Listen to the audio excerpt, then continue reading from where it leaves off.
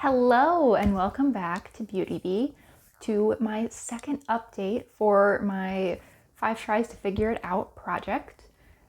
The name really says it all. I take some items that I have in my collection that maybe it didn't work out that well the first time, or I don't really understand how they fit into my routine or could fit into my routine, and I give them 5 good solid tries and I report back on it.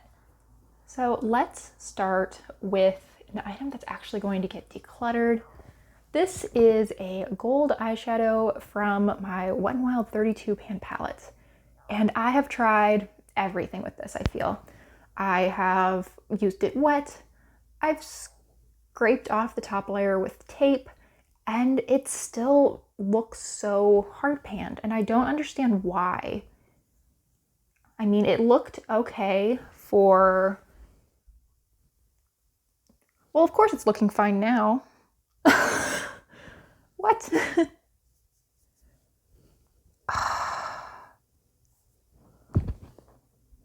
Why? I used this after I did use the tape, and it still didn't show up anything like that on the eye. I hate this.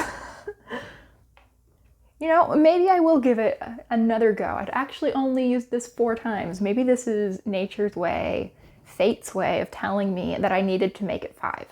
So I guess I will use that again and give it another go. But I mean, that looks really pretty, but I could not get that kind of pigment off of it ever. Sorcery. Absolute sorcery. I have no other explanation for it. Anyway, I tended to use that just all over the lid. I used it once in its very sheer, not like this form at all, as a base for some gold glitter. I liked it like that. All the other times that I used it, I had to mix it with something else, maybe a yellow to tone that yellow down just a little bit. I tried using it on the outer half of my lid a couple times, and I think I always ended up layering something over it because it just never gave any impact whatsoever. At best, it looked like a very faint sort of brown gold. I could not get that kind of pigment off of it. I am still amazed by this. Apparently it works now. We shall see. I'll mess around with it a little bit more before I actually throw it out. But if it angers me, it will just be gone because we're not playing tricks like that. Next up, we have an item that worked out really well for me. This is the Bare Minerals Gem Nude Blush. This is in the shade Call My Blush. It is a really subtle, pretty pink color. I actually have it on my cheeks today. I feel like the lighting is very warm in this room today for some reason. But there it is swatched. It is a bit more impactful and a little bit darker than Dandelion, which is my absolute favorite blush, but this is still pretty easy for me to use. I do find that sometimes I want to go over with just like my finger or another brush and sort of go over the lines. I feel like I almost see edges with this blush, which is a little bit weird, but it's not a big deal and I can avoid it if I am careful with it. This is a really pretty shade. This is a mini. I got this in a Sephora kit and I feel like it was a good buy just for this blush alone, but I've also got a couple other things that I really enjoyed from that kit, so very happy with that.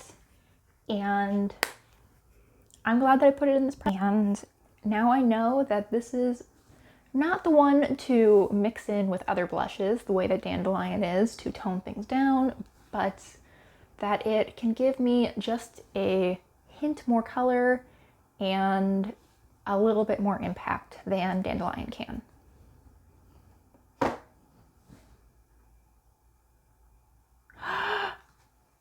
Oh no!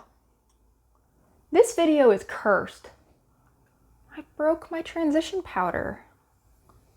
I broke my brow powder. How'd that happen? Okay. We're just gonna keep filming this. Just know that this is a mess and everything that could go wrong has. I was trying to use this burgundy shade 5 times, and I did. Mission accomplished. I really like this shade. It is super pretty. However, I don't think it's something that I'm going to be reaching for a lot during the spring and the summer. I ended up using this largely on the lower lash line. Sometimes I would use it in the outer V. I think it worked out really well for me. I just don't think that this is a great spring color for me. To me, this is very fall. I don't tend to reach for these super warm shades at all, really, but especially during the spring and winter, that's just not the vibe that I usually go for. But I think that during fall, I can imagine myself maybe putting this all over the lid and blending out with a little bit of a gold eyeshadow. I think that would be really pretty. I can see myself reaching for it quite a bit for the lower lash line, and again, the outer corner, the crease. It's a really versatile shade. It is just that right level of depth where I think I could get away with using it in quite a variety of different ways, and the formula on this is very nice. I'm afraid to open anything else. I'm afraid what other surprises await me. But another item that I've used, actually 4 times, is this peach shade from Wet n Wild. This is again from my 32 pan palette. And the thing that got me about this shade, the reason it was in this project, is because it's a very orange peach, first of all. But also, I don't know if you will be able to see this on camera or not, there is purple glitter in this shade, which I didn't know what to do with that. I mean, in this swatch, it's showing up very pigmented. I have been applying this as a transition shade or crease shade. It works really well for that. It is a very pretty color. I'm realizing that these peachy tones, and as well as oranges and reds, really do bring out the blue and green in my eyes. I'm just not sold that they are perfect for my complexion otherwise. They're just not my favorite colors, but I do think that they really do bring out my eye color. But the glitter just does not come out in this shade. I can't get it to show to you. I never saw it on my eyes after I applied, and that's great because I have no use for an orange with purple glitter. That sounds like a joke. That sounds like some kind of gag shade. But I was able to use this quite a bit. I reached 4 uses. I have 1 more to go, and I don't foresee that being a problem for me at all. This is something that I now actually do enjoy using and feel that I have figured out, which is great. That's the whole goal of this project. Okay, we have no casualties here. The final item that was in this project this month is this Matte Minoy bronzer. This is from Physicians Formula. It's in their All-Star palette, and as the name would suggest, it is matte. The tone of this is just not great for me as a bronzer. I tried it several different times. It's just a little bit orange and a little bit almost olive tone for me. It's just not a great bronzer color for me personally. This always looked unnatural on my skin. I did end up getting my 5 uses though. I used it once in the crease and it's fine for that. I don't know that that would work for everyone because this shade, really this entire palette, is quite heavily scented. It smells like sunscreen and coconut a little bit. And while that didn't bother me, I can see why putting that so close to the eyes could be really irritating for some. I also would mix it with this butter bronzer, which is a much better shade for me, and just dust it all over the face. I actually applied it to my shoulders today. I don't think there's any left. It's been 12 hours since I put on my makeup, and I decided at some point during the day that I actually wanted to wear my cardigan, which Probably not a great idea to put a bright white cardigan over bronzer, but I'm going to keep the shade around. I don't intend to use it as a bronzer often, if ever, going forward, unless maybe this summer when I get maybe just a hair darker, I'll give it another go. Maybe in August or something. I feel like that's when I'll probably be my deepest, and we'll see if it works for me then. So now let's move to this month's products. And I'm going to say this month, but I actually don't intend to film an update in May. I think I'm going to wait until June. I just feel that this would be a better project for me if the time pressure was lifted somewhat. I felt that getting to 5 uses on everything that I pulled was a little hard to balance with some of the other project pans that I have going, as well as just using the other items in my collection. The goal isn't to focus on things that I think I might not like over those items that I actually do enjoy but haven't pulled into a project. So, long explanations aside, let's get into the products for this month. The first is an eyeshadow. This is a well-loved palette. This is the Chill Brunch Neutral City Mini palette from Maybelline, and I want to use this brown shade. It's kind of an interesting color. It has quite a bit of purple to it and quite a bit of shimmer. And this is just a difficult shade to work with. I have always gotten quite a bit of glitter fallout using this.